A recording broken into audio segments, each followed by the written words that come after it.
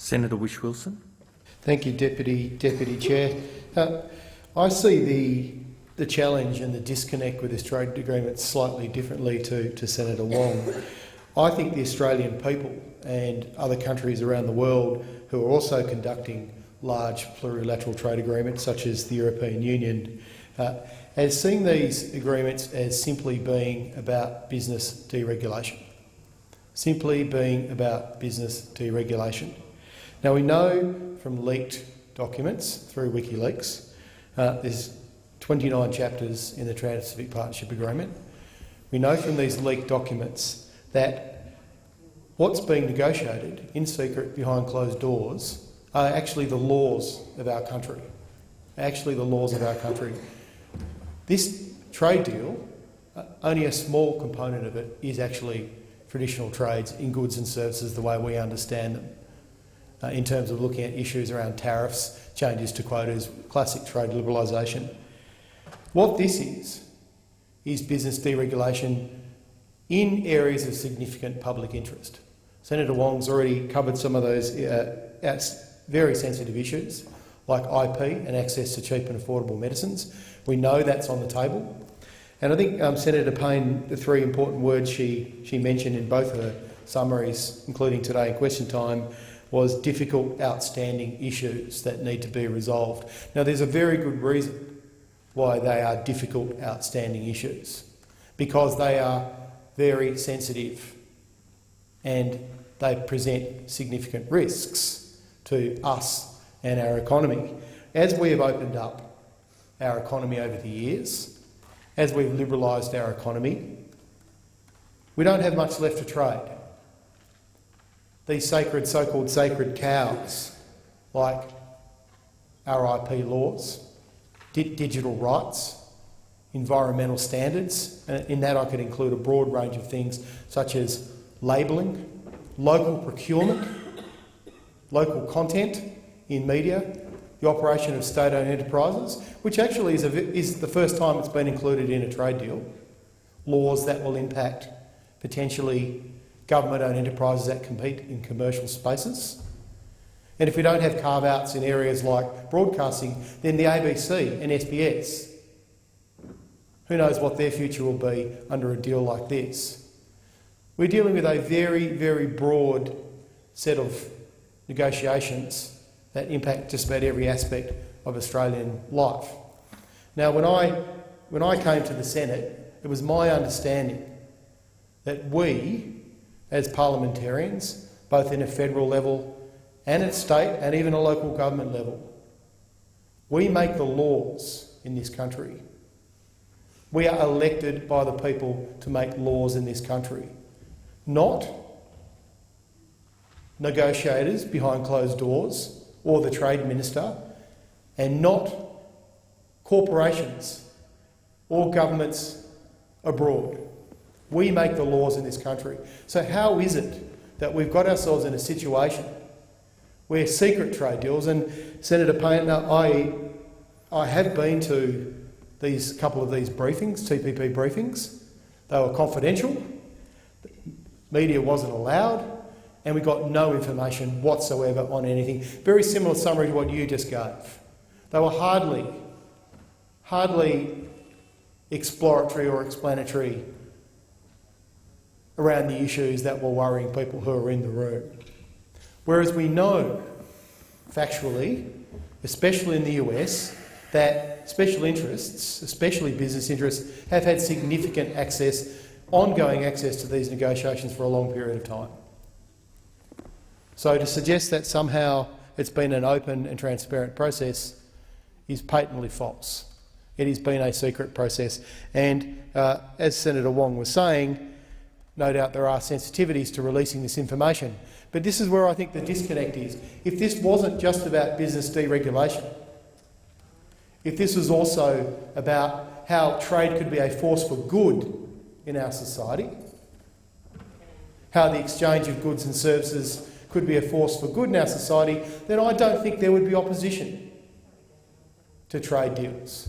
And that's the difference between those who advocate for fair trade and those who advocate for free trade. And this is an absolutely critical point to my party, the Greens, and our philosophy around trade deals. If you are negotiating business access and deregulation, if you are negotiating exporting, importing, investment across borders, given that just about every environmental problem that we have in Australia, in this region, internationally, and every social problem is the result of a business decision, what better time to actually deal with environmental issues and labour standards and other key areas of public importance than during trade deals? Now, this is not a fantasy. I got a visit I've had a couple of productive meetings with the US consulate on the TPPA over the last few years. And they said to me, Senator, you're going to support this deal because it's going to be good for the environment. It's going to be good for improving labour standards in the region. There's been discussions and papers published in the US about sustainable fishing, binding agreements on sustainable fishing practices amongst the countries in the TPP, around species and biodiversity loss and deforestation, around emissions schemes in the region. What we've seen from the leaked chapter on environment, there's nothing of the sort. There's certainly not only no binding agreements or enforceable agreements, there's weak language that we know our government has helped rewrite so that there is no action at all on environmental issues. So this economic problems are environmental problems and vice versa. And these are, contrary to what Senator Cormann said in estimates, these are the right opportunities to fix this and get this right.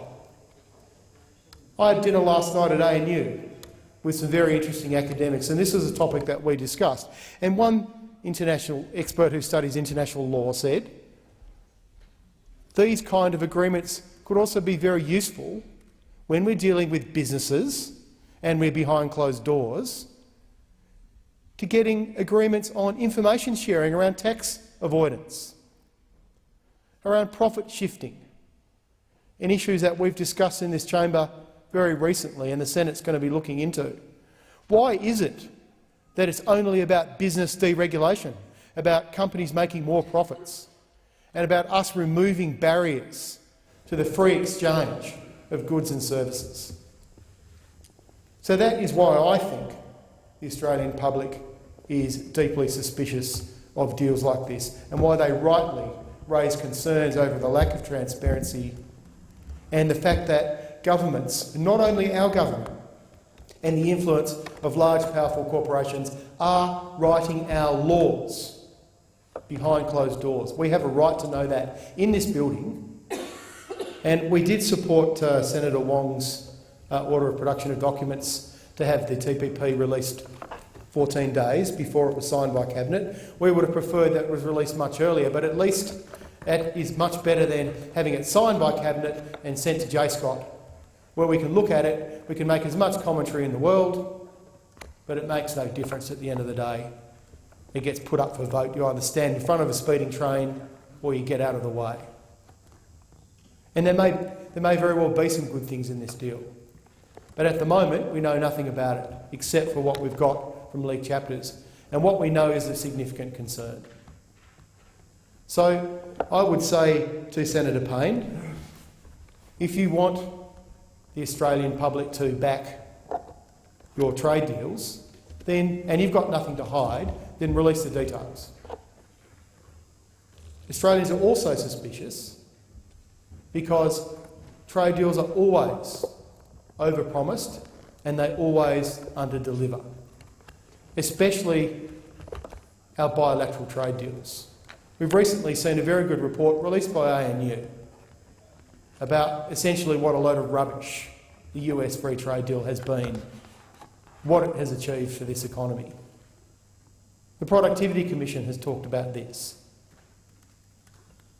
Even the Australian Chamber of Commerce and Industry raised valid questions around the benefits of bilateral trade deals. We have so many of them, you have to wonder whether this is an exercise, a political exercise in getting headlines and distracting away from domestic issues. It was very clear during Tony Abbott, Prime Minister Tony Abbott's Governor-General's speech, very clear, I think it was the second paragraph of that speech, where he said this government will be remembered for its free trade deals. Senator Payne's trifecta of trade deals. Well, I don't think the Australian people are going to be conned, because with potential benefits also go potential costs. It's time to end the secrecy. It's time for the Australian Parliament. It's time for the Australian Parliament to do its job in making laws and look at this now, before it's too late, before it's signed, before we're locked in. This entire region is locked in to an agreement that allows union officials and organisers in Vietnam to be locked up, that allows human rights abuses in countries like Brunei that we're going to be trading with, not to mention enormous environmental degradation problems across the Southeast Asian region, when all we're going to see we care about is profits and businesses. Profits and businesses. And trade theory says that brings benefits to our country. And that those who lose, and invariably there is losers, like the car industry, which got sold down the river, that somehow the winners compensate the losers. That's what a textbook will tell you. But what happens when those winners actually don't live in Australia? They're multinational companies operating out of here. In the real world, that is not the case. There is always costs to these deals, but the government never highlights those. They always oversell and always underdeliver. It's time to be honest, release the TPP text, or at least consider Labor's OPD to release it 14 days before it's signed as a sign of good faith to the Australian people that you will allow scrutiny of this document before it's signed, before the media spin machine gets in action. And suddenly, if I as a senator or if I as a citizen of this country raise a valid concern about changes to patent lengths on pharmaceuticals, then suddenly I'm anti-jobs or I'm anti-economics. I'm down the bottom of the garden with the fairies. I'm raising very real, serious issues here that are live and being raised all around the world. So, Senator Payne, through you, Chair, I'd ask once again you at least consider releasing this text. And if you don't, give the Australian public a good reason why not.